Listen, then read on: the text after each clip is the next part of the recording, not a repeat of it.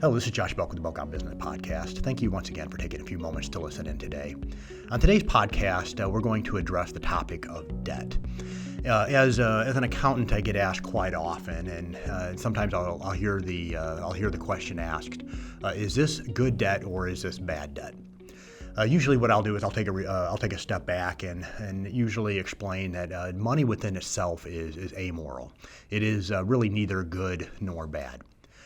We can think of some probably scripture verses that we've heard through the years of talking about how the love of money is the root of all kinds of evil, and of course that particular scripture has been misquoted, and you may have heard this as well, that money is evil, and money is not evil. It's the love of money. It's where our heart is at, or what our motives are at as it relates to money. There are, of course, there's a lot of jealousy that's involved around money. And of course, it's used very much as a divisive tool in our society, kind of the haves and the have-nots, and kind of the battle that can take place there of emotions between those two groups of individuals. But money, for the most part, is amoral. If I have a dollar bill, it's neither good nor bad. Now, how I obtained that dollar bill could have been acquired, via illegal means or by fraud. I could have worked for it. Okay, so there can be a good or a bad way of obtaining it, and there can be a good or a bad way in regards to how we spend the money. Now, when it comes to debt within itself is, once again, there is no moral aspect to debt on its own. However, debt can be extremely destructive. Kind of going back to a scriptural principle, another one that probably many of you have heard.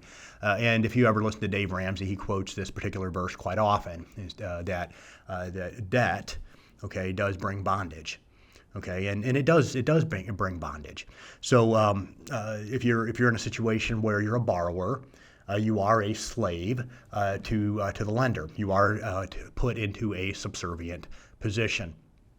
Now, when I get asked about debt, usually it's related to the business side, and I'm going to talk a little bit about both the business side and the personal side. In recent days, I was in the car driving, and my wife had asked me if we had any debt. Now, my wife and I, we own separate businesses, and we kind of have our own financial worlds, so to speak, and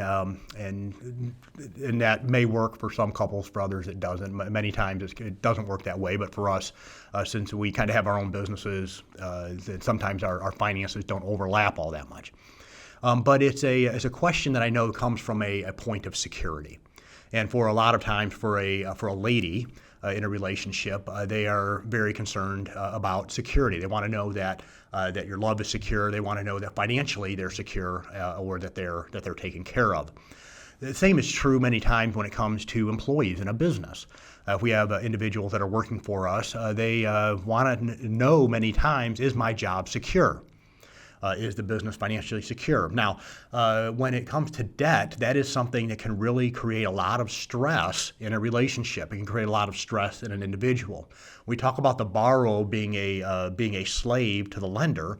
We understand that the borrower has to show up. They have to do something. They have to perform, because many times that lender does not care. All they want is to get paid back with usury or with interest. And so that is their primary concern. So it puts us into a position of bondage. Now, if we're talking, there are certain types of debt that kind of bring a different type of a bondage to it, because there is nothing backing that debt. So and regardless if it's on the personal side or on the business side, of course, there are certain types of debt we should categorically avoid. We think of any type of unsecured debt. So if it comes to credit card debt, in this day and age, most of us use them. We may even have a line of credit many times that's unsecured as well. And we want to make sure that we're paying those off every month. That we're not, that's not something that's hanging over our head, because that's something that can really cripple our personal life financially, and also can cripple our business as well financially. Tax debt, for example, another type of debt that can really put a stranglehold on a household or on a business. Of course, as an accountant, and we deal primarily in the world of tax, we see many businesses that get themselves into trouble for not remaining compliant as it relates to their tax filings. And so maybe whether it's payroll tax, it may be individual tax or corporate tax, that is a master a slave relationship that can choke the livelihood out of a good solid relationship, whether it is a personal relationship or a business relationship. So we want to make sure that we first understand that debt always does put us into a position of servitude. If we're a real estate investor, and we have many of our clients are real estate investors, many times they will leverage debt in order to purchase properties. And I think that is, on a personal level, I think that's perfectly fine.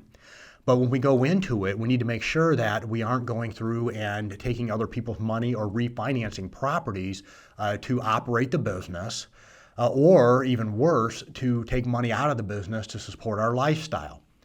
And one way that we can go about making sure that our businesses remain healthy if we are taking on secured debt. So step number one, making sure that we avoid unsecured debt month over month, and just avoid it altogether. You have credit card debt that gets paid in full every month. You have some sort of a line of credit that you're using on the business level that gets paid off every month. But if you have secured debt out there, so if you have property, you have whether or not you're renting it to someone else, or you are even if you're occupying a property for the business, that you're making sure that that of course is paid every month. But also what you'll want to do, and I think a litmus test as far as financial health of a company, is to make sure that the debt as it relates to the property on the books, not the fair market value, but on the books, the debt is always less than what you purchased the property for, less depreciation.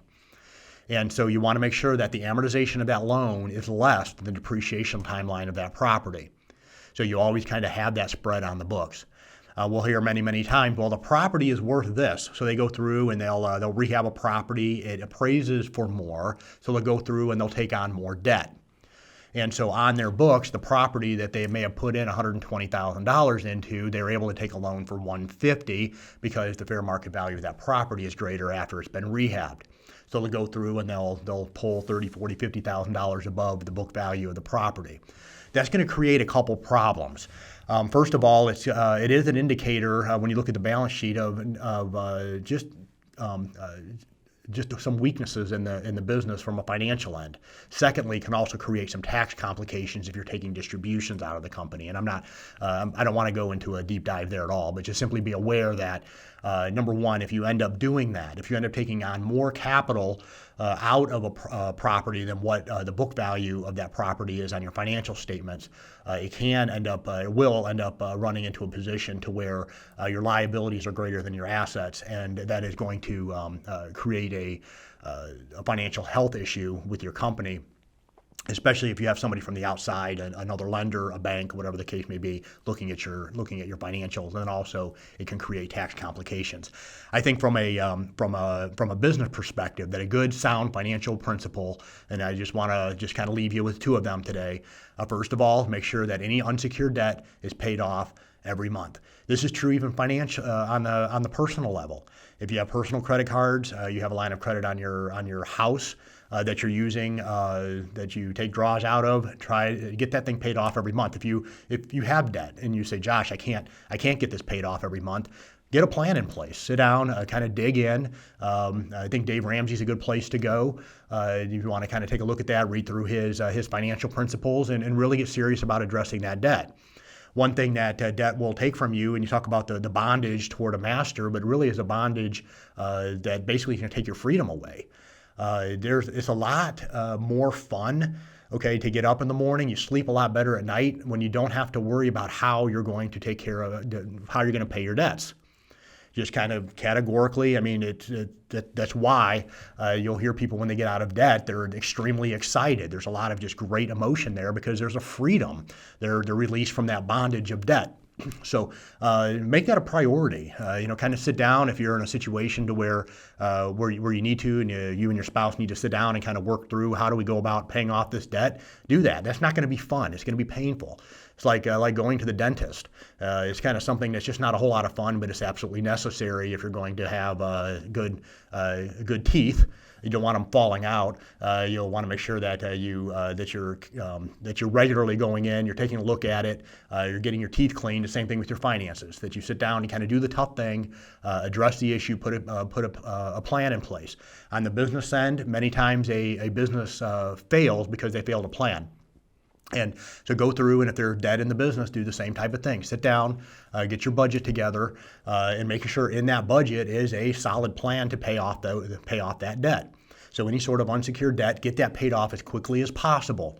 That may mean that, whether it's on the personal level or on the business level, that you as the owner may have to take home less money. It may mean that if you're trying to utilize some sort of a process in your system for profitability, that you're going to really need to take some of that and really earmark it heavily toward addressing debt, because there's a lot greater freedom that comes with having no debt than comes with blowing up some sort of a bank account somewhere. Okay, make sure to get that debt taken care of. So number one, any unsecured debt, get that paid off if you can. Get that paid off in full every month if you're in that position now, whether personally or in business. Put a plan together to get it paid off.